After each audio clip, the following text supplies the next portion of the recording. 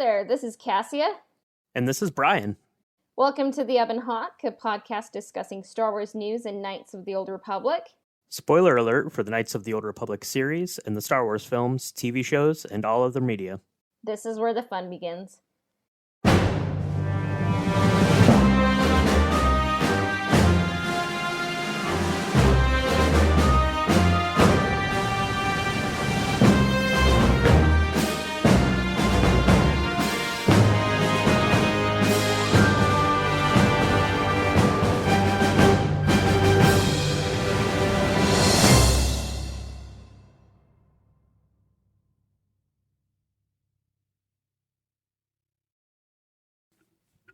Hello there, Brian here. Wanted to take a quick minute to remind everyone that the Ebon Hawk podcast merchandise shop is open.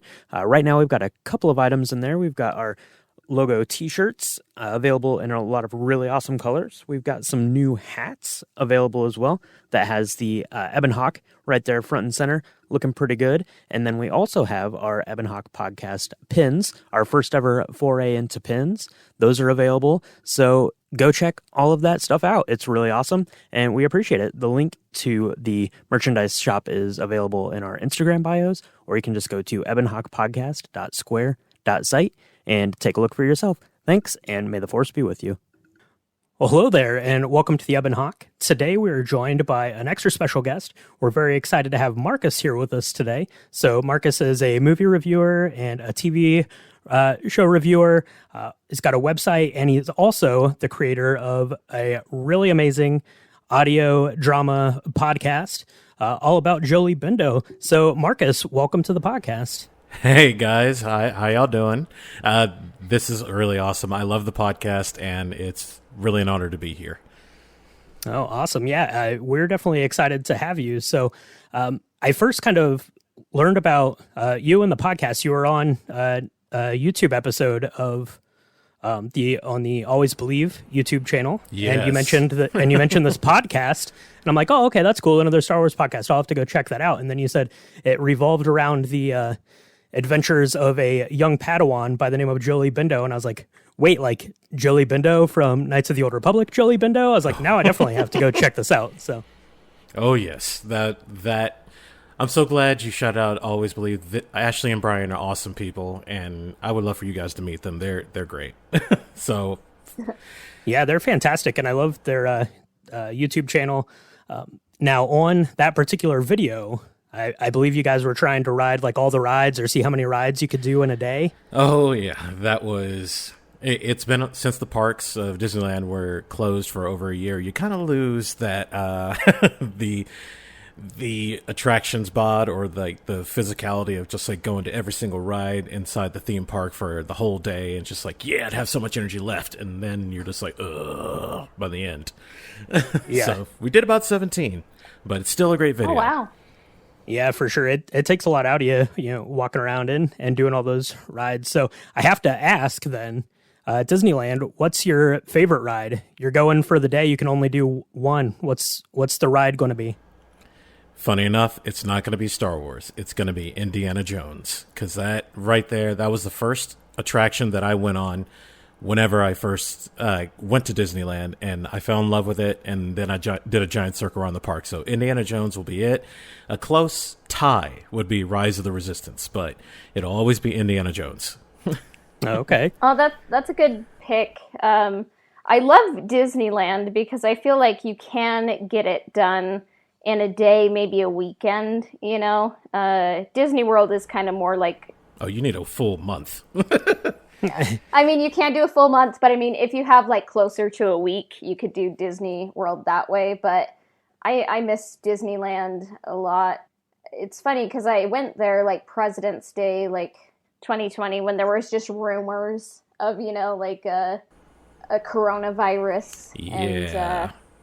And we're like, is that going to come here? Probably not. It was kind of like the whole thing with Ebola. Everybody's just like, it's not going to get us. It's getting close. It's not going to get us. And it didn't get us. Thank God. But yeah. With Disneyland, with Disney World, yeah, you're going to need a week. But when I first did it, I went in from park open, I think it was like 7 o'clock or something like that, 7 a.m., and then all the way till close, which was at 9 o'clock. So I did both parks in one day, almost every single attraction. There were a few I missed, but I did like Indiana Jones 2 or 3 times. Oh, yeah. And definitely, if you have like a fast pass or you do the single rider line, like you can go on Single rider's what I did. Yeah, it's the best. Disneyland is the best place to be single, you know? Like, you can do so many rides in like half the time. It's amazing. I have to say my favorite Disneyland ride is probably Big Thunder Mountain. Ooh, So, all right. Okay. Do you stare at the goat? yeah, like, and we connect, and it's like, yeah. Yeah, there you go. See, I've never been to Disneyland, so I've only ever been to Disney World. So when I go, Marcus, you're going to have to give me all of your tips and tricks for making the most out of my time there. All right, then. Just show up extremely early before the park opens. If it opens at 7, get there by 6:30. Perfect. I can do that because I'm an early bird. So we here at the Ebon Hawk podcast, we have a big focus on Knights of the Old Republic and just Star Wars in general. And Marcus, I have the feeling that you are a gentleman that is big into Star Wars. So how did you get into it? I'm just a little bit into Star Wars, just a tiny bit. So my Star Wars story starts when I was, I want to say probably 6 years old. And the first time I saw A New Hope, I thought it was cool, but I was connected to it for some reason, but I didn't really understand it, per se. Mm-hmm. But then Empire Strikes Back, I had the least memory of, like, seeing, because it went from A New Hope to Return of the Jedi, like, really quickly. So then whenever the movies were on VHS back this time, yes, I'm that old, when we had them on VHS, the original versions, the only versions that should exist, small rant, I was over in one of my friend's house, Russell. He had the movies, and we watched them over and over and over again. But the one that stuck out to me the most was Return of the Jedi. Now, I have owned Return of the Jedi in many iterations, all the special editions, and that one just spoke to me. And I consider it to be the best of the original trilogy because you have the heart of Luke Skywalker being tested while his friends are, trying to reconnect. You have all the drama there, the reveal of, brother and sister, and the drama between Luke and Darth Vader, which is Anakin. And you see that inner turmoil between inside, the darkest villain of the trilogy, but yet he has a heart. He's not truly evil once he realizes he finds his son. Something about that just got to me, and then I loved it ever since. And then, quick story. Me and my friend Russell, whenever Return of the Jedi was out there and the lightsabers, Luke Skywalker lightsabers, they only released those, as far as I remember. We were in the backyard of his house, and of course, kids being kids, we hit the heck out of those lightsabers back and forth. But he broke his in 2 hits, so it was like 1, 2, and he went for a backspin swing, and I ducked. And he has like a patio behind me, and he hit the wooden plank on the patio, broke his saber in half. Mine was just dented up, and I was like, ha ha! So that means you won the lightsaber battle, then, I think, by default, right? Yes. Now, I remember I had a couple of the Episode 1 lightsabers, and I mean, those lightsabers, back then, your Luke lightsaber aren't anything like the lightsabers you can get today, right? But it had it's like the plastic tube, and it kind of slid out. But yeah, I mean, you hit those things like once or twice, and they were done for. So. Oh yeah, the Luke Skywalker one, that one was like very thin in plastic. But whenever the Qui-Gon one came out during Episode 1, those bad boys, I still have it. It's still pretty strong to hit stuff, so that's good plastic. That's right. Qui-Gon. It's a nice ergonomically designed saber. Yes.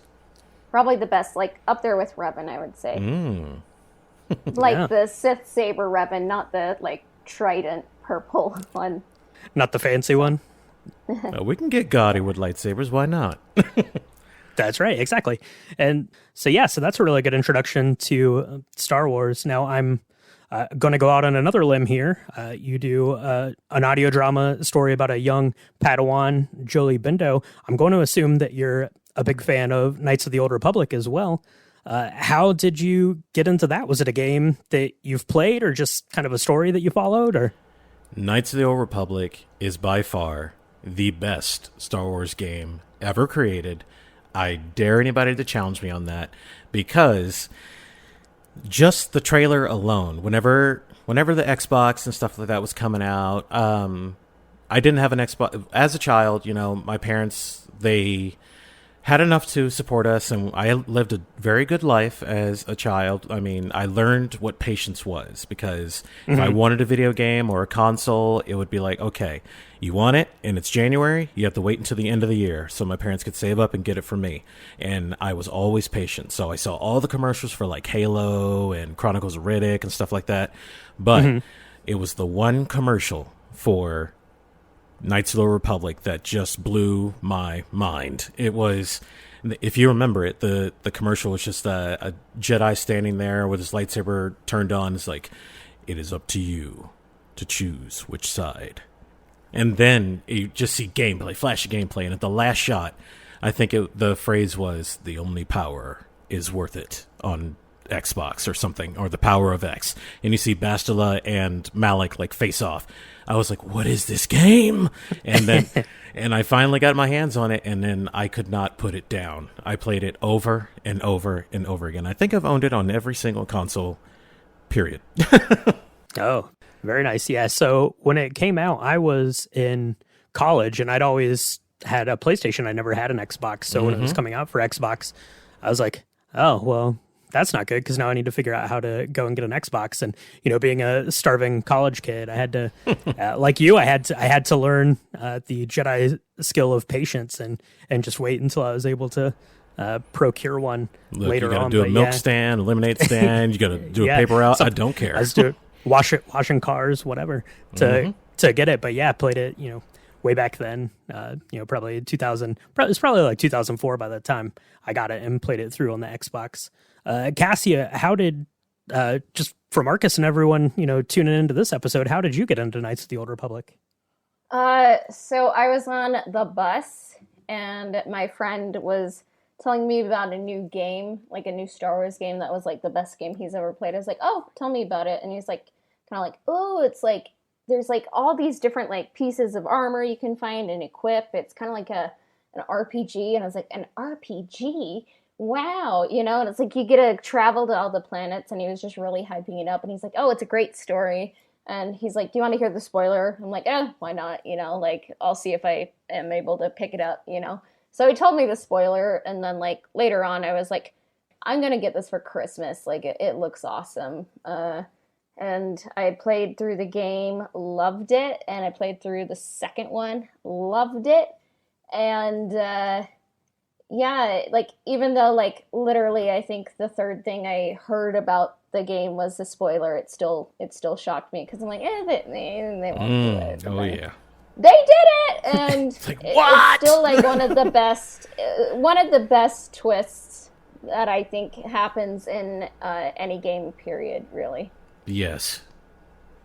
Yeah, absolutely. Yeah, the way it's pulled off, even if you do know, it's definitely worth anyone listening out there. If you've never played through it, it's worth playing through, even if you know kind of how the story unfolds, just to experience it for sure. So, yes, it's.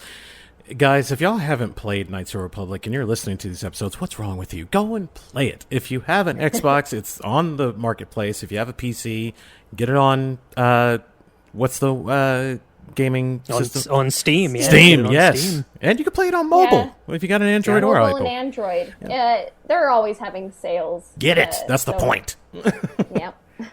Yeah, just get it. And I mean, you can just look at like the nice picture of it, the little icon on your phone or something. That'll be good. Even the poster is amazing. Yeah, exactly. And when you're done playing it on your phone, what you should do then is go to your favorite podcast provider and download all the episodes of Holocronicles of a Jedi, because it's amazing. So, Marcus, tell us about this project. How did it come to be? Where did you get the idea? What the inspirations were? I want to know all about how this thing went from Jolee Bindo is amazing to this whole thing. Well, it actually started from kind of my yearning to see good Star Wars stories being told. Now, of course, I won't go into it, but I will say basically the sequel trilogy started off with great hope and then was disappointing by the end of it. So I was like, okay, there's room to tell great stories, and nobody's really tapped, into certain characters that are outside of, the mainstream of, your Skywalkers, your Calrissian, your Solo. I mean, let's explore. And that's what Knights of the Old Republic did for me. And then playing it, Jolee in his brash and sarcastic ways and just being a grumpy old man. But the great thing about it is that he was hilarious. And I just couldn't stop having him in my party and ask him questions, even though he'd be like, stop staring at the old man, damn it.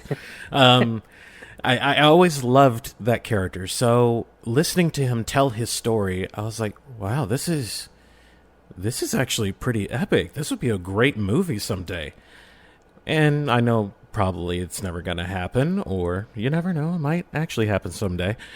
And I thought, you know what? I would love to tell his story. So as right whenever Force Awakens was coming out, I decided to do a fan film, Star Wars fan film of something I just created, and then did it, called Game of Attrition. If you ever want to check it out, it's not that great, but it's still fun to look at. So it led to me playing Knights of the Republic more and doing more research, and then looking up on Wikipedia, and then seeing how big his story was in just one giant paragraph. Fell in love with it, and then I thought, okay, how can I tell this story without, driving myself insane or trying to do it for real? Then my closest friends got me a microphone, because they've always told me, it's like, hey, you have a radio voice. Like, you got to be a voice actor at some point. Like, go for that dream. And then with the microphone that you hear me speaking to you on right now, this is the one that they bought me. And I told them, it's like, you know what? I have an idea for a show. And then did the research on Jolee, and then came up with a name, and then Holocronicles of a Jedi was born. Taking Jolee's story, adapting it with a few tweaks here and there to make it more, digestible and easier to create.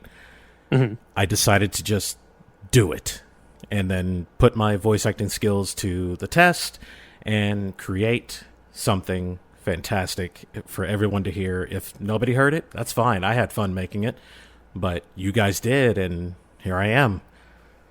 Yeah, and it does sound amazing. So after I found out about the project and I got it, and I saw, kind of how long it was and stuff, I was like, I need to really sit down and listen to this, because I can do like podcasts kind of just in the background, like if I'm driving or doing yard work or something, I can kind of digest that. But doing like an audiobook or something like an audio drama, like what you had going on, I was like, I need to actually sit down and listen to this. So it was a nice day. I popped in the headphones, went and sat outside and just listened to it, and it was fantastic. And why, thank you. Well, you're very welcome. The sound design on it is great. The sound effects, the voices. Are you doing all of the voices? Every voice you hear is me. Okay.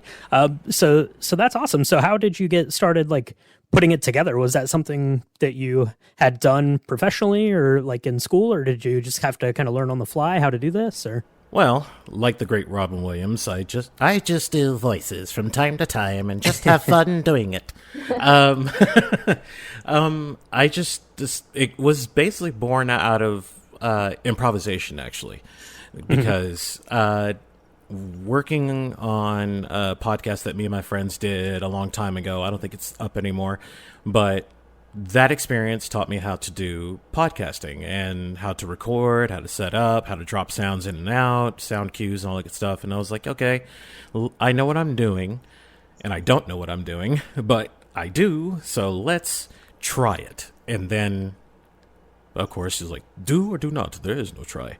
And I did it. And then here we are, and plugging in the sounds and stuff, that was easy, but also hard to track them down. Like, you can find plenty of lightsaber sound effects and ships and stuff like that, but for the ambiance, for it to go like in the first episode of Holocronicles, of Jolee standing out on a balcony, and you can hear the cars and the ships flying across the landscapes and cityscapes of Coruscant. I could recreate that, but that's going to take forever. So let's go see if somebody made an ambience version of it. And YouTube is plenty of those. So I just borrowed without asking from YouTube. And then they're all here. How did you come up with the word Holocronicles? That one, again, improvisation. I looked at, in Galaxy's Edge at Disneyland, they sell the holocrons, and, with the crystals, you put them in there and you can hear all the knowledge. I was like, you know what? This could be a great show, like Chronicles of a Jedi or something like that. The original title was the Jolee Chronicles. I have my notebook over here right next to me. I could look at it. But it was like the Jolee Chronicles. I was like, I like Chronicles. I got to come up with something different. And I looked at the holocron and I was like, I wonder if anybody's put this together. Typed it up. Nobody did. Yes. So let's slam those words together. Holocronicles of a Jedi, and then done. Yeah, that's great. And I'm a big fan of I don't do quite as much actual reading of like physical books as I should, but I do love a good audiobook, in particular the audio dramas. So anyone who's listening to this podcast who hasn't rushed right out and started listening to Holocronicles yet, if you've listened to like the Dr. Aphra like audiobook, or what is it? Is it Thrawn, Dooku Jedi Lost? Kind of those more of like the audio play type of things. Your stuff fits right in with that, and I think that's awesome. So, why? Thank you. I got a question for you guys.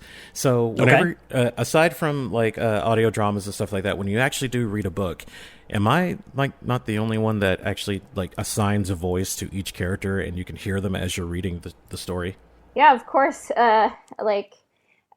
And sometimes it's like when I really am thinking about it, it's like I visualize a character this way, and then I'm like, then the character is described, and it's like they have red hair, and I was like, oh wow, I'm like imagining them as like a kind of like black hair, or like with this voice, and then you hear them in the audio book or a movie, and I'm like, that's very different, but yeah. Yes. Okay. It's funny because earlier this year, I really kind of jumped headfirst into getting through like all of the canon books and comics and stuff. And I've done the bulk of those on audiobook form. So whenever I read a book or read an ebook, I'm always in my head, like yes, make the voices sound like the voice actors that are doing those books. And can you see?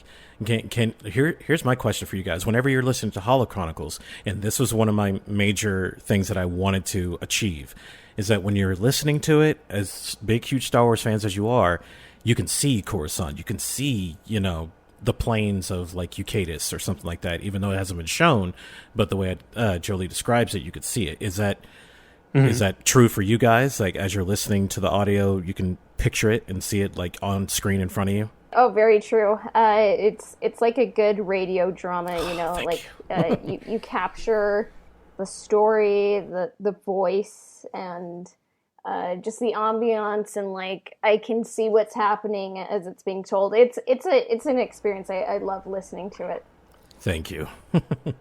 It's one of those things, like especially with the added sounds, because Star Wars sounds are so iconic. I mean, you could play 100 different Star Wars sounds, and at least people like us would instantly be like, oh, that's the sound from Coruscant, or that's the sound from Kashyyyk, or that's this sort of weapon, or anything like that. So yeah, it definitely sweeps you up into the story. Oh, you know what a speeder bike sounds like. You know what an E11 blaster sounds like. It's like, yeah, it's like, this is Star Wars. You should know. Exactly. And so Star Wars, obviously a big passion of all of ours, but film is another passion of yours. So you have a website and you do film reviews and television reviews and all sorts of good stuff like that. Do you have a favorite movie or a favorite genre of movies that you like to talk about, that you like to review more than others? Or well, the thing is that my taste in film is eclectic. I can go all over the spectrum. I mean, musicals is one of my all-time favorite genres since being a theater kid. You're in the yearly musical, Annie or Crazy for You and stuff like that. But favorite films, I tend to lean towards action, sci-fi, fantasy. That's where I lean to. But I do take a break from that and go into comedies and dramas and stuff like that. Favorite movie that comes to mind immediately, it's a tie between Blade and Blade 2. It's like, I love those films so much. Okay. But, of course, in the terms of Star Wars, it's going to be Return of the Jedi. Yeah. Now, what's your hype level for the new Blade that's coming our way here? Which new Blade? Isn't there one with Marshall Ali? Isn't that yes, Blade. Okay. Since I am cautiously optimistic, I love what Marvel has been doing with their movies. They're fantastic. Mm-hmm. Some are good, some are all right, some are amazing. But with Blade, it's such a huge scare for me because I love Mahershala Ali. He's one of the best actors out there. Funny enough, he was already in the Marvel universe as Cottonmouth on Luke Cage. And funny enough how those two don't really connect into the MCU, but that's all producer stuff. Anyway, with Blade, he is a very, very R-rated character. It's like saying, let's do the Punisher PG-13. Wherever you shoot someone, they just fall down and look like they just tripped and fell and there's no blood. Right. No, you can't do that. He destroys, kills, maims, murders all different vampires in bloody fashion and sometimes explosive fashion. And he curses a lot. So I want it to be fully R-rated. Now with the news of, Deadpool coming to the MCU and he will be rated R, that gives me hope that Blade will be rated R the way it's supposed to be and not PG-13. There is a way you can do it, but it needs to be rated R. Has to be. There's no other way. So that is what I'm afraid of.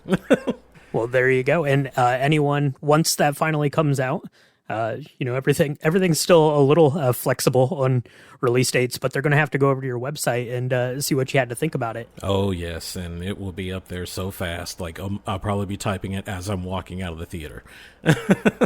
Well, I think that kind of wraps it up for kind of the background on you. Why don't we take a quick break and then we'll come back and we'll dig a little deeper into Jolee's story on Manaan. All right.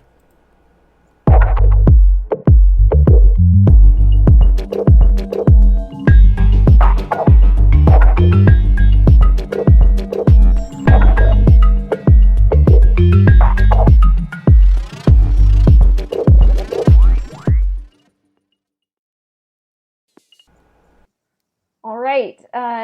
So in our kind of just adaptation, we just kind of talk about how we would adapt Knights of the Old Republic, just because we're KOTOR nerds and film nerds. So how our KOTOR trilogy goes, kind of talking about Knights of the Old Republic. The first game it begins on the Endar Spire.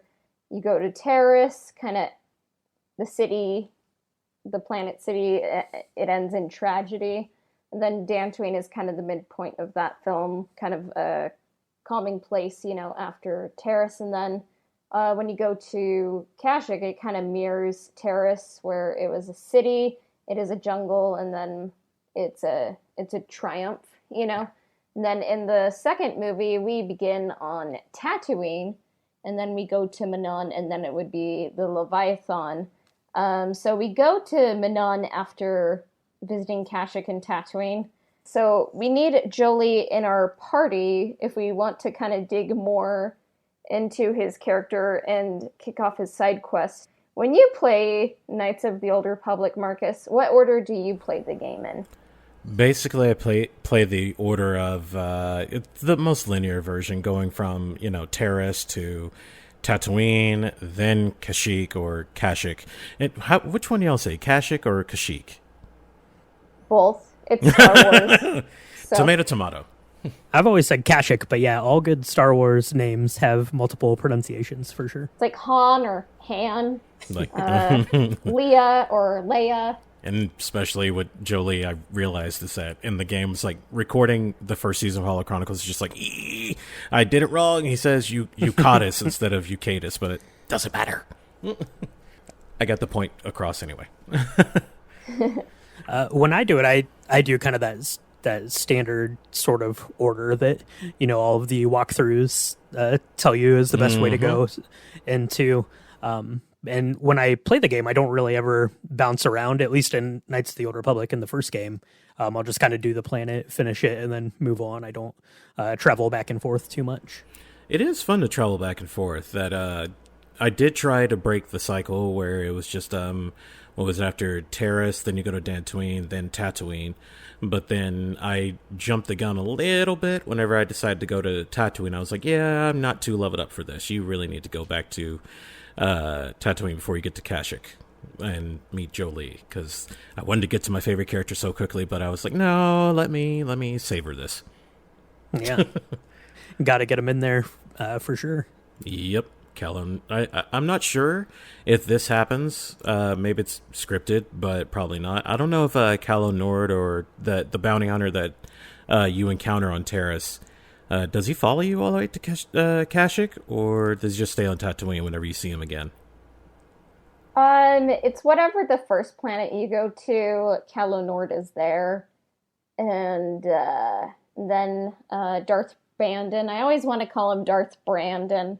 I'm trying to remember if it's the second or third planet, but Darth Brandon. Yeah, so sometimes I forget when they follow you, but I think canonically in the old canon, Calo Nord perished on Tatooine.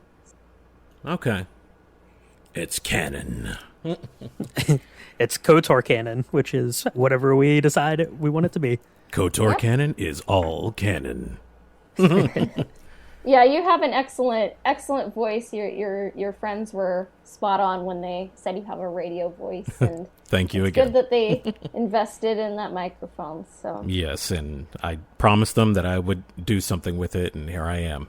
So there is a side quest that Jolee has on Manaan, and it happens when he runs into his old friends Elora and Sunray.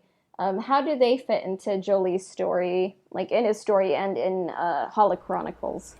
Well, like it's said in the game, this is where my research came in. It's just that, Sunray is one of Jolee's oldest friends. Whenever Jolee was out there, doing all the exploration, Sunray and Jolee met, and Sunray being a Republic soldier at the time, those two became best friends, saved each other's butts back and forth, and then eventually, once the war was over, since we're going to get to Exar Kun at some point in time, during that war, they became even stronger friends and fought, and then Elora eventually came into Sunry's life, and of course Jolee was just like, oh, good for you. You got a lovely lady at your side, while I have problems. So there you go. Sunry, right after the war, I think he was like an intelligence agent and got stationed on Manaan or something like that, and that's how he ended up there. Kind of, I think so. Part of intelligence, yes, and sort of a retirement plan, honestly. Yeah, it's a great place to retire. Oh, so. Yeah, if you can get past that, the whole time. But yeah, yeah, and it's funny when you get to Manaan and you basically like get off of the Ebon Hawk and you walk through like one hallway, and then Elora kind of runs up, and if Jolee's not in your party, she's like, "Where's Jolee? Go back and get Jolee and try again with him." It's like, damn it, I forgot him. Who else, like, Elora comes up to you and says, like, Sunry's on trial, and you can do the detective quest and kind of discover the truth, which, is kind of hidden. Mm-hmm. Who do you think are the best people to have in your party on that quest, and who do you think would, like, make the most sense from, like, a story perspective where you don't have to just be limited to a couple of companions? Well, I think for the two companions that you're going to have, it's like, well, the one extra one after you have Jolee, I would usually go with Juhani, but also you could have Karth, where Juhani and Karth have both a stake in it, honestly. Even Bastila, but usually those two, because Juhani is my second favorite character in the game, because her story is unique. With Karth, you get the more Republic, soldier respect, and there's a conversation, I believe, between Sunri and Karth that's kind of very earth-shattering when it comes to dealing with the Republic politics and soldiers and stuff like that. With Juhani, since in the case you're dealing with the Sith operative, so Juhani being a former Sith, there you go. You kind of get that dynamic. So either one, honestly, but I usually choose Karth. Mm-hmm. Yeah, that's an interesting perspective. You don't hear so many people saying like Juhani is their in their favorites. What's your favorite thing about Juhani's characterization and arc? Well, she is. Well, whenever you first meet her on Dantooine, she's ready to fight and die, and yet she, yields. And it's just I love redemption stories, and throughout the game, the more you use her, the more you find out about her is that, she basically was, pulled to the dark side and just honestly confused of what she wanted to do. She didn't really have much of a identity and chose the more powerful path, and then she starts to come around with more wisdom. It's the teachings of being willing to open up to more people and just wanting to experience the world that teach you that people can teach you more about yourself than you could ever know. And that's one thing I really, really loved about Juhani. And she's always fighting to, improve and, just to be a good person and get shy away from the dark side. And she sees it doesn't really work out. It leads to just death and destruction versus life. And that's why she's one of my favorites to have in the group. Yeah. That's a good kind of characterization of her. I always bring her in on the Leviathan. Yes. Who I usually assign to do kind of the rescue mission bit. Jolee's bit whenever he tricks the tricks the security guard to stay in the cell. It's like, well, I'm not letting you out now, Sonny. Goodbye. But Juhani is like the best bet because she can be stealthy and you can release everybody. Like that's why I always make sure her stealth stats are high. Yeah, for sure. What about you, Bastila? Who do you take when? Oh, Bastila. I guess I can play Bastila. Yes, you can. I would say, who do I have break people out on the Leviathan? Was that the question? No, just on Manaan. Who do you take like in the game? And then if we were looking at this in like terms of a film, who do you think would make the most sense, kind of on screen to help do some private eye work for Jolee in this? I would say you definitely want to have Jolee there, and then I kind of think if you have the trio of Revan, Karth, Bastila, I think you can kind of like do a lot with Karth's characterization and kind of be like have that connection, and then like Bastila, I kind of see like the Sunri trial as like Bastila's kind of hiding secrets about Revan, and like it's a little shady, so like I kind of like to have her deal with that, and Jolee kind of knows that Bastila knows that, and like who Revan really is, so it's like you could have a really fun dynamic with kind of learning about that trial. And what I love about the trial is like it doesn't go the way you think, and it's kind of shady at the end, so that's what I think. Yeah, it never goes the way I think because I don't think I've ever won the trial. So what? Y'all didn't do the oh, wow, you let the man fry. Well, yeah, I mean, I always feel like I represent him to the best of my abilities, but yeah, worst lawyer ever. Yeah. I got him off, but he was totally guilty, so True. Yeah. True. Yeah, that's okay. But if I'm doing like a movie type of a thing here for this section of going through the trial, I'm with you, Marcus. I'm going to take Karth because I think that he's just interesting because he's a good Republic soldier, and we have like this weird. Cassie and I refer to it a lot of times, like the Manaan section is like kind of like a Cold War type of a thing. Yes.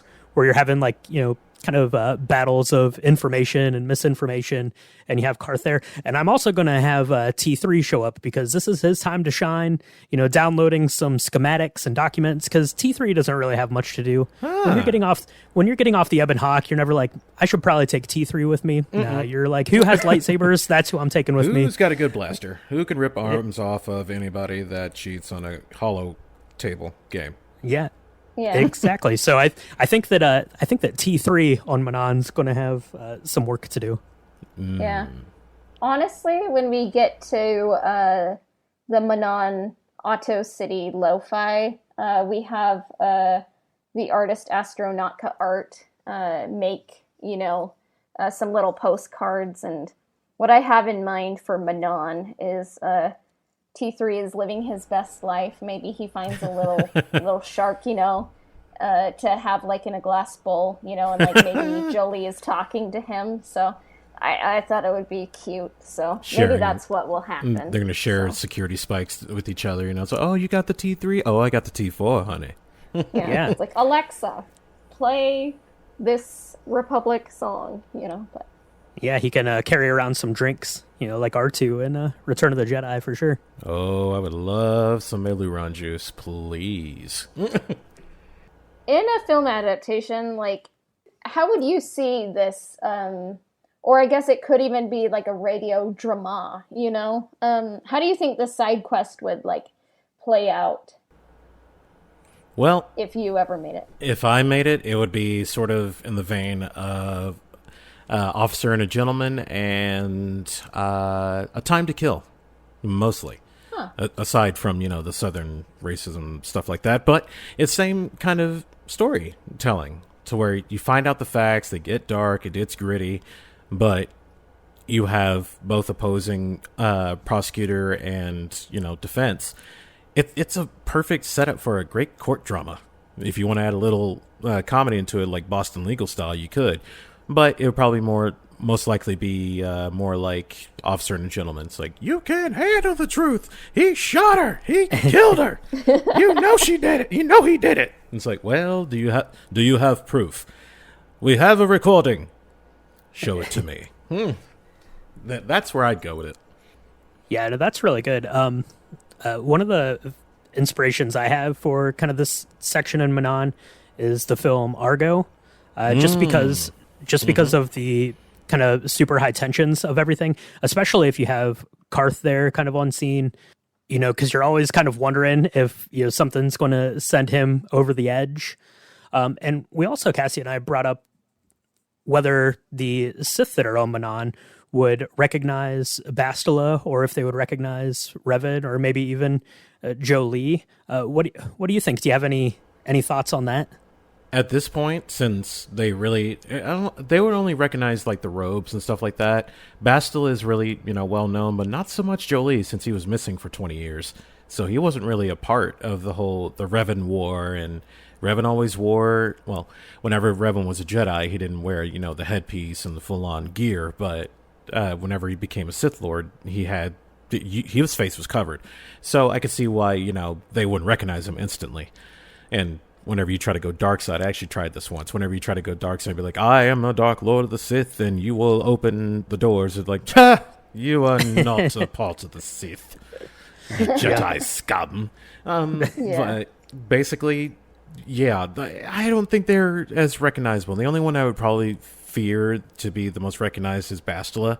But then again, Manaan is kind of remote, so they don't really get the news bulletins as you would think.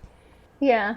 What about you, Cassia? Do you have any insight on kind of this Jolee side quest and what it's going to play out on film, like, or any kind of things you'd like to see about the trial or about the investigation?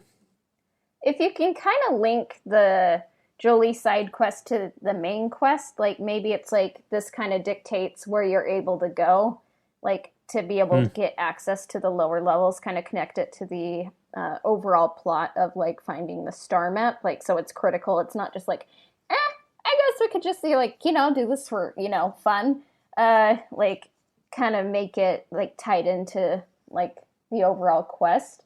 I like playing up the trial, and like maybe if you can get some Cold War vibes because it's kind of like Manaan's literally a Cold War, you know? It's kind of like With the stuff going down about below the surface and stuff. Yeah.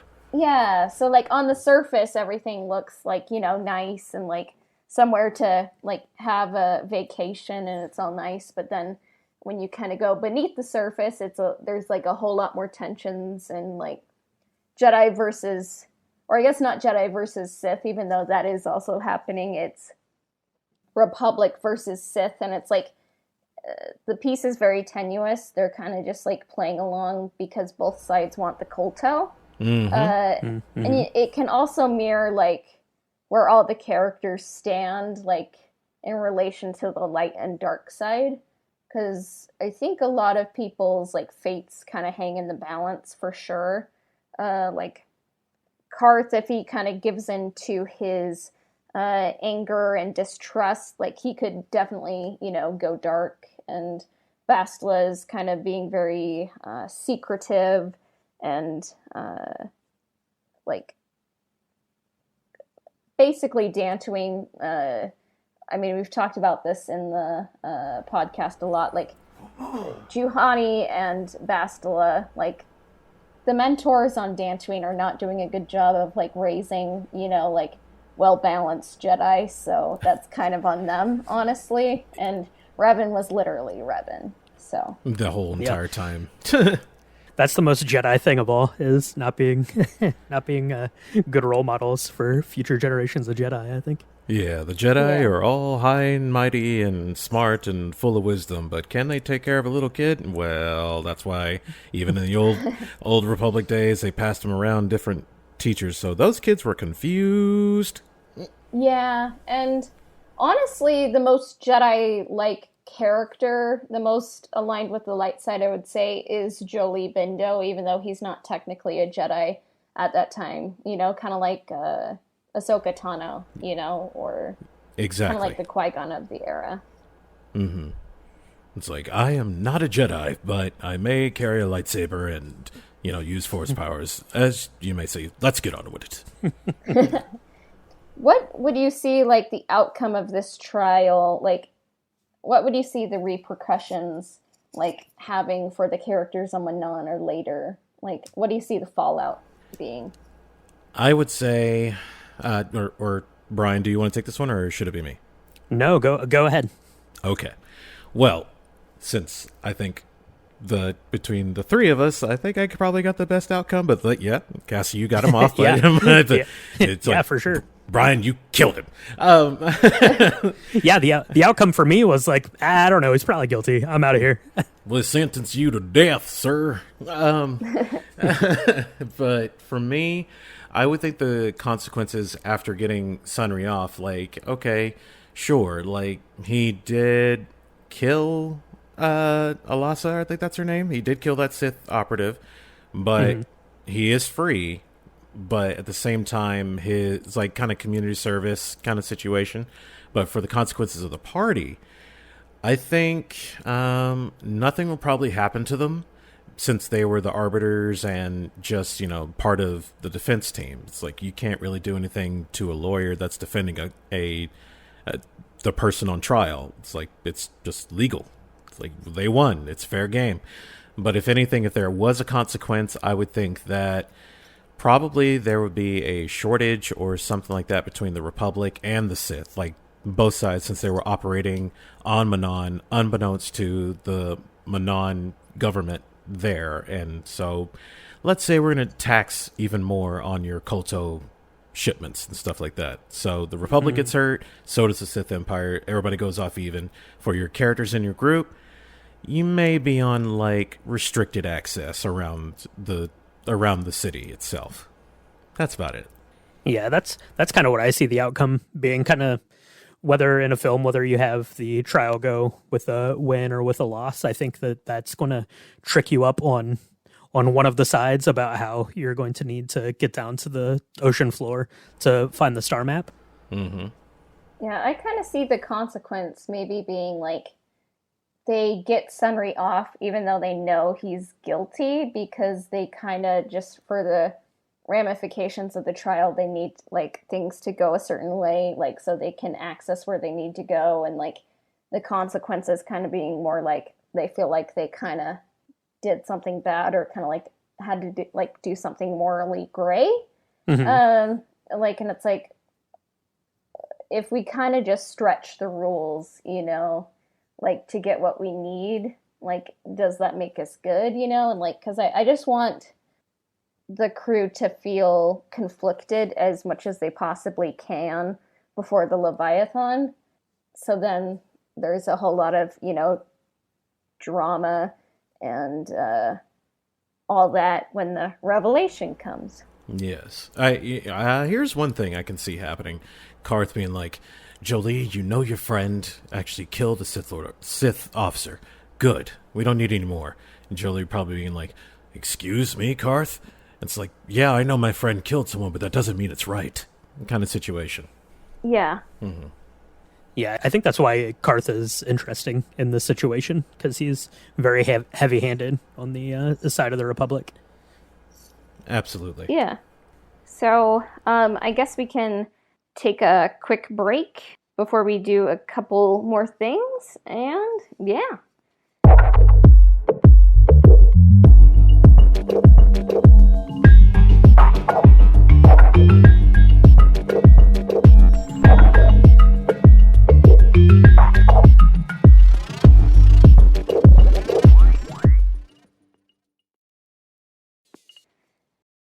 Now we've got a couple of feedback questions from our Instagram and from Patreon.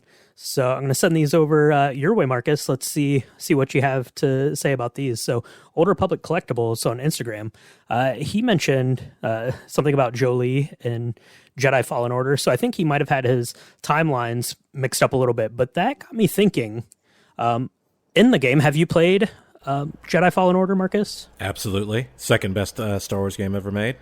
Okay, yeah, that's fair. I think maybe. And Cassia, I actually don't know. Have you ever played Jedi Fallen Order? I've definitely started it, but just like how life goes, like kind of being a busy person, like I just haven't really been able to finish. But I've definitely watched the playthrough. Okay.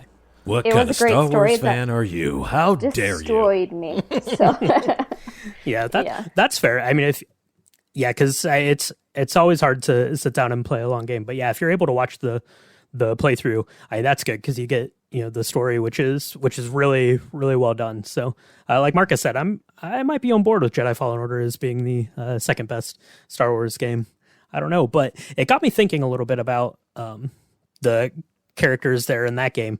And Sierra Junda is in that game, and I can kind of see a little bit of parallel with her and Jolee, right? Mm-hmm. So she had a Padawan that fell to the dark side, so she has kind of that guilt and loss that she's trying to deal with. Now, she was kind of forced out of the Order due to, Order 66, so a little bit different than Jolee there.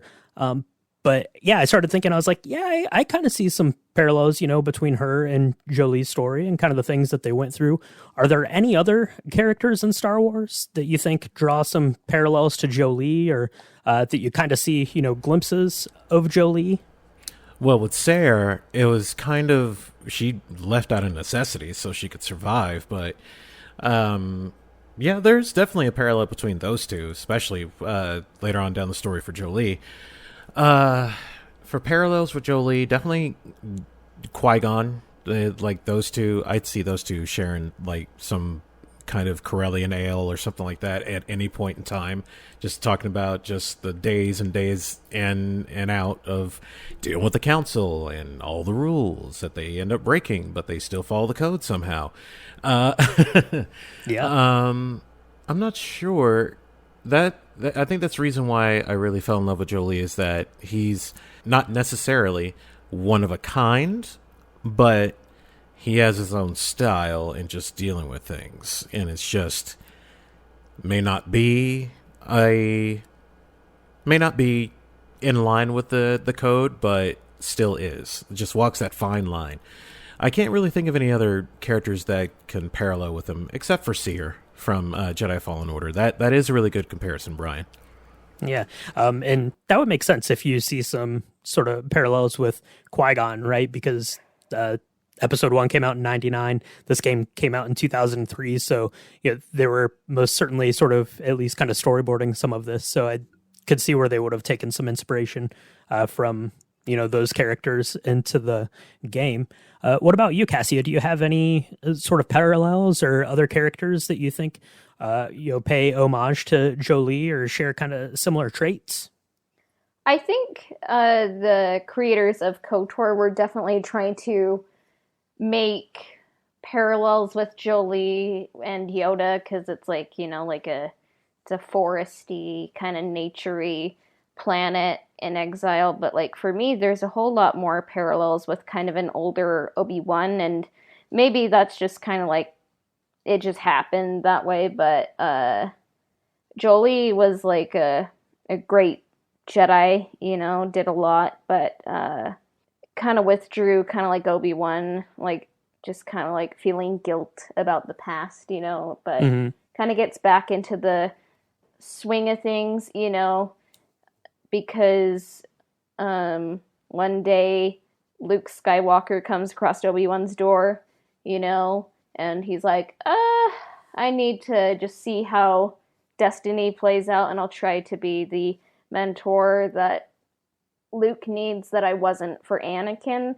And I think with Jolee, I think he's just like, oh, this guy's literally Revan. Like, I think he kind of just knows from the beginning. He's able to put it together. He's kind of... He knew. Yeah. He knew. Yeah, the whole time. So I think he's just kind of like, the Force brought Revan to me. Revan doesn't know who they are. So I'm just going to keep an eye on this and see what happens. I'm going to just try to help guide them where the Force wills, and just hope he doesn't become a Sith Lord again. Yeah. For me, you mentioned it just a little bit ago, but I see a lot of parallels in Ahsoka, and I think that's the one that a lot of people will point to as kind of this, gray Jedi, kind of maybe the best Jedi, but not officially a Jedi. And I think that, in her story arc, she's kind of forced out of the Jedi Order. And I don't know if, I guess you could say that she's suffered the same kind of loss, except instead of, her Padawan being lost, her master was the one that was lost. And I actually think that her kind of parallels with Jolee are going to get stronger and stronger now as we see her potentially, going forward in The Mandalorian and in her own series that'll be coming out. I think we'll see more of kind of this sort of in the middle Jedi who's, doing all of the right things despite, not being a official sanctioned member of the Jedi Order. It's like, yes, you can wield the power of the Force. You can fight as you were trained by Anakin Skywalker, but you're not a Jedi. And a lot of people forget about that thing about Ahsoka that's like, yeah, she's like one of the greatest Jedi. It's like, for a time, yes, but now she's more of a nomad, if you want to really give it a title. Or if she could, honestly, and I would be okay with this, be the first official gray Jedi of Star Wars canon, and that would be perfect. Yep. Yeah, I agree. I think that would be great. What about you, Cassia? Do you see that parallel with Ahsoka? You must have, because you mentioned it a little bit ago. So. Most definitely. I mean, like, Ahsoka didn't exist when Knights of the Old Republic first came about, like, obviously. But if Jolee comes back into canon, like, I think he's going to, like, the parallel will be there, It's kind of a similar yet different archetype, and it would be kind of nice to see some parallelism. Lucasfilm, are you listening? Hire me. Yeah. I will be your Jolee. Yeah, you would be, like, my number one choice for, like, a Jolee voice actor. Oh, honestly. I thank you. I'll lose the weight and I'll be the live action one. Please, I'll do it. And we'll do it pretty cheap even. So. Just give me $5. I'll do it. I don't care. Yeah. And then, I had one other question here. This one came from Patreon. So Jolee, like I just mentioned, had suffered, quite a bit of loss. His wife, his Padawan that he took on, he wasn't supposed to, ended up turning to the dark side. And he ended up having to, battle her and take her out. So he ends up kind of bouncing around the galaxy for a bit before crash landing onto Kashyyyk. and he spent like something like 20 years there, if I'm not mistaken. That's true. But the question is why did Jolee decide to stay on Kashyyyk for 20 years? And do you think that he found what he was looking for in that time? Well, the thing is, for Jolee, it's like, yeah, his wife, went to the dark side and stuff like that, but he didn't have to take her out. She was slain in battle, but that will be something I address in the show at some point. But for him to stay on Kashyyyk, him crash landing there, he could have built a ship or found a passage off, but at that point, during that, right before he stayed there for 20 years, I think he was just bouncing around the galaxy and just doing whatever odd jobs and stuff like that. He became basically a smuggler. So whenever he had no direction in life. So it was just one of those, like, I'm just going to do whatever because I don't care anymore. But landing on Kashyyyk and staying there for 20 years, the reason why he probably stayed there for 20 years is the fact that he, with the Wookiees, he decided to, bond with them and get to know them, even though they didn't really like him being there. But he decided, you know what? It's time for me to, like, slow down and just try to reconnect with people or different creatures and stuff. This is my exile. This is my stopping point. I need somewhere to stay. He could have left at any time. He could have, but I think that was his. Just like that seems to be a theme, common theme with all Jedi. Whenever something bad happens to them, they just go away for like 20 years and then finally show up like, hey, I'm ready to fight again. But I think that's what his solace, his moment of solace that he needed to stay on Kashyyyk, learn to reconnect with others, humans, Wookiees, whatever, reconnect with the universe in his own way. It's kind of hippy-dippy, but at the same time, spiritual. And then whenever, Revan shows up, he's like, okay, now's my time to come back. I think that's the reason why he stayed there. Yeah, I can buy into that. That's kind of where I fall on that. What about you, Cassia? Do you have anything to add about the 20 year of exile on Kashyyyk? It was him wanting to stay there. If he wanted to leave, he could have. I think it was intentional. I think he just kind of felt guilt and wanted to kind of reconnect with the Force, with himself, recalibrate his path.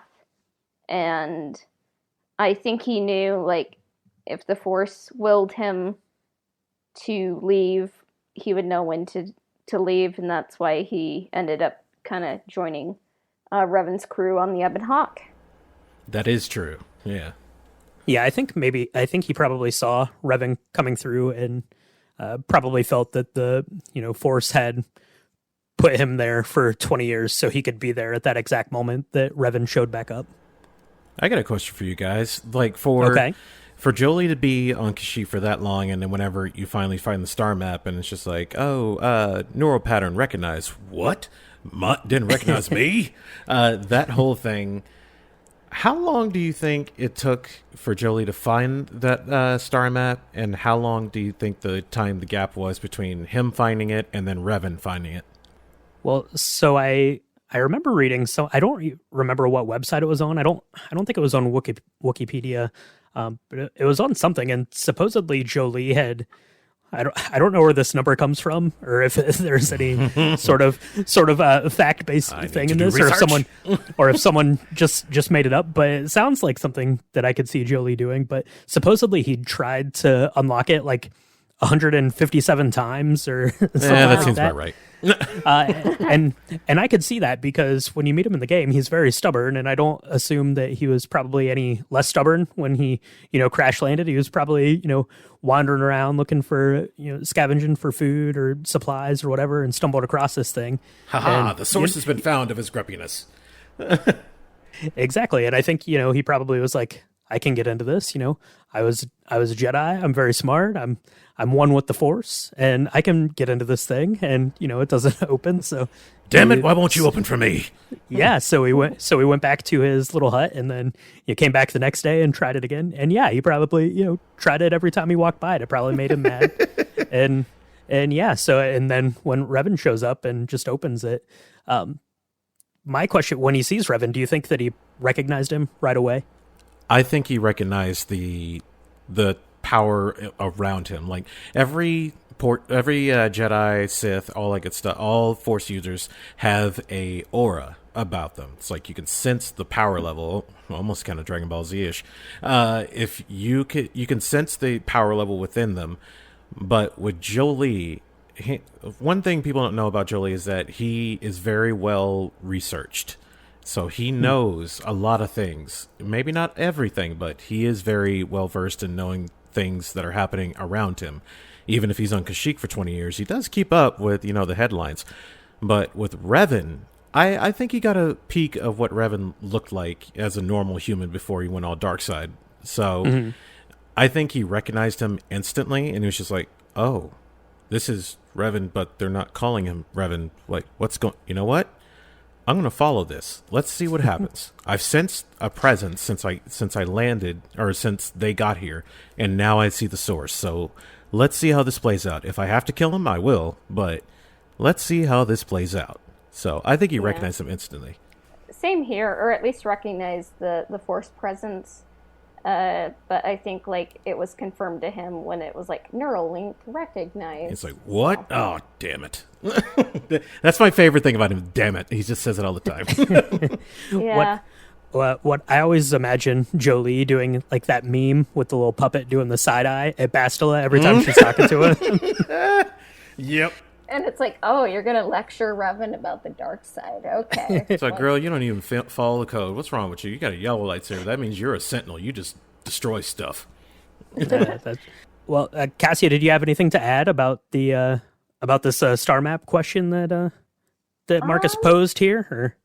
So I'm kind of thinking when the Kenobi show comes out, we're going to have it confirmed that Obi-Wan is kind of make the breakthrough and see Qui-Gon, at the culmination of the Kenobi show. And if not, what's the point? But it's a great adventure. That's the point. Come on. Yeah. But I mean, I kind of think for me, I kind of think Jolee kind of first stumbled on the star map 5 to 10 years into his exile, but okay, he definitely tried to open it. I don't know, which is why I just think it would be funny to see Jolee Bindo have to deal with smartphones and Alexa, and just be get him a jitterbug cell phone, the ones with the giant numbers on there, and he'll figure it out. Which is why I want him to have to deal with T3, and it's Astromech in my day knew what to do, and it's I have to tell you all these little things, I just think it would be fun. So yeah, that's what I think. All right. Well, that wraps up the question portion there. Marcus, what we need to know though is what's the deal with the second season of Holocronicles? When's it coming?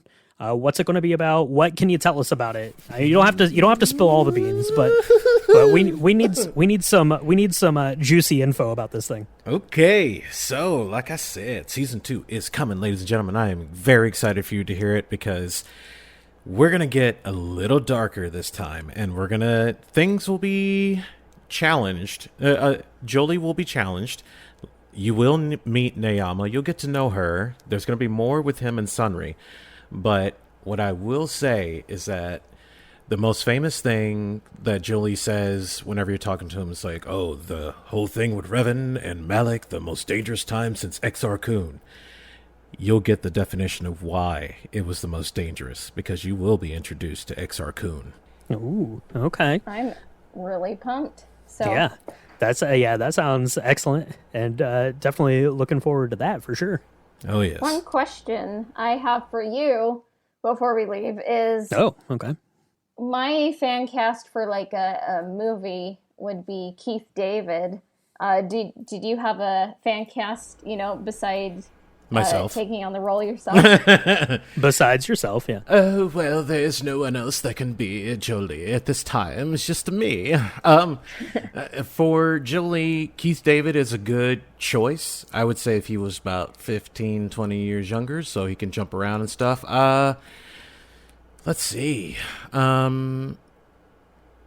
What's his name? Lance Reddick. I would love to see him as an older Jolee. Like, are y'all familiar with this actor? Let me pull him up. Lance Reddick, if you've ever seen the John Wick films, he is the front desk guy that's like, "Hello, Mr. Wick." Or he plays my most favorite character in American Horror Story, Papa Legba, the voodoo witch doctor in Coven. It's like, oh, okay. Yeah, that guy is awesome. So you brought me a lot of things that you want me to do. I love his voice so much. And one thing I want to do for Halloween this year is be Papa Legba, his version of it. So that'd be cool. But I would choose him as Jolee older. For younger, both. Honestly, he could do both. Just have him with the famous goatee and stuff whenever he's the older version.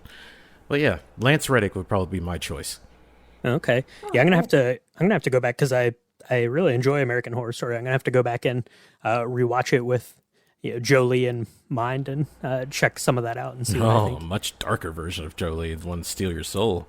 Yeah. So, real quick, my fan cast for Jolee is Lenny James, who is he plays Morgan in The Walking Dead. Probably most. Oh yeah, I heard your fan cast on him. Yes, that would be a great choice. Most famously, and that was the only thing that I'd ever really seen him in. But my wife and I just started watching Line of Duty, which is a show out of the UK. It's like a police drama kind of thing, and he's one of the leads in that. Really excellent. But yeah, I think that's my pick for fan cast for Jolee. If it's not going to be Marcus. So. if Marcus is too expensive, then we'll go for Lenny James. Like I said, I don't care. I will do it for cheap. Just give me the suit. I will do it. Speaking of cop dramas for the UK, kind of like a side note, did you ever watch Luther? Yes. Oh, God, yes. Okay. Then we're on the same page, Brian. Yeah. Yeah. Okay. Yeah, for sure. Yeah, and that's Idris Elba, right? Isn't that one? Is that right? Yeah. Yes. Yep. Awesome. Yeah. Batman and Joker kind of relationship right there. Yeah. The UK dramas, though, they trick you because you really start getting into it, and then you're like, wait, there's only like 3 episodes of this? Hold on. And they're all amazing. They're all amazing. I feel like there's a joke in The Good Place about it. It's like, oh, this is a famous British show. It ran for 10 years. They almost made 20 episodes. Yeah, basically.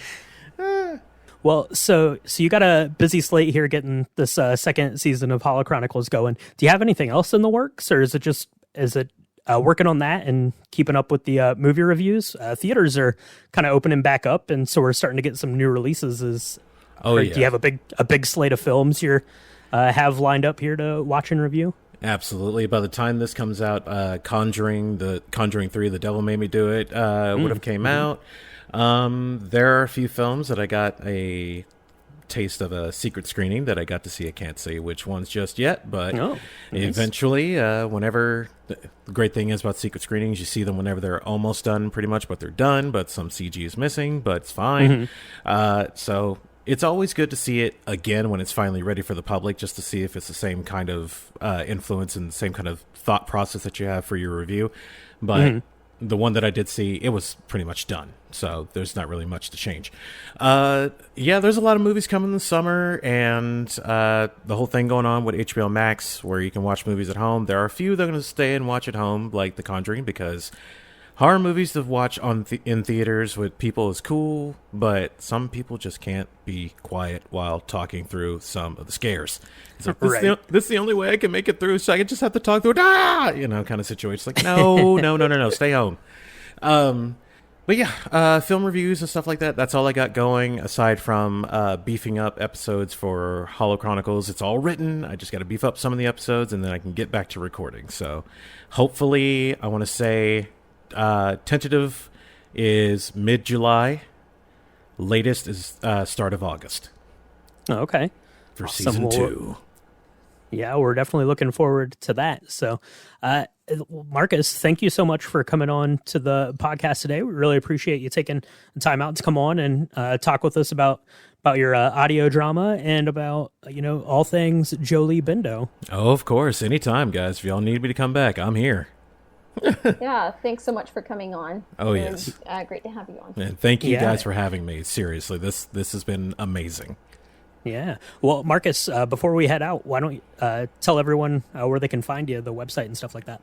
All right. Well, basically, you can find all my social media and every which way, every corner of the internet. You can find me at the Marcus Mosley on Instagram and Twitter. But the main hub's going to be themosley.review.com on the internet, wherever you choose, your phone, Android, Apple, all that good stuff. Just look me up, themosley.review.com. Also, I almost forgot to mention, if you are an Alien fan, if you've seen Alien and Aliens, I also have a miniseries, a horror-themed miniseries, based in that world called The Last Survivor of Hadley's Hope. I highly recommend it. Oh, yes. It was something that, right when I got finished doing the first season of Holocronicles, I was like, you know what? What else can I do? What can I do? This worked. It's like, oh, wait. Aliens. It's like, I have an idea. There's a hook there. And then there you go. To give you a slight tease, it is set in between Alien and Aliens. You follow a engineer that worked on the colony of Hadley's Hope. So through his experience, you find out what it was like on that installation while the xenomorphs were taking and cocooning people. And through his experience. Will he survive? Will he make it out? You'll see. Okay. Yeah, I'll have to give that one a listen because I love the Alien franchise and it's so atmospheric. So I think that that will be one that will be fun to check out. Last Survivor of Hadley's Hope is available on iTunes, Spotify, all major streaming platforms, including my website if you can't find it anywhere else. All right. Awesome. And thank you again. And thanks everyone for listening. And we'll catch you next time. All right, guys. See you later. And you can find us on Instagram at Ebonhawk Podcast. And if you want to connect with me, you can find me on Instagram. It's at astro_droid_. The Ebon Hawk can be found on Spotify, Apple Podcasts, Google Podcasts, as well as everywhere else that Anchor Podcasts are distributed. Subscriptions, reviews, and shares help us out. Our intro and outro themes were composed by Alistair Scheuerman at alistairsounds.wixsite.com/Alistair Sounds. Our transition music was composed by Christian Walker at christianwalkermusic.com.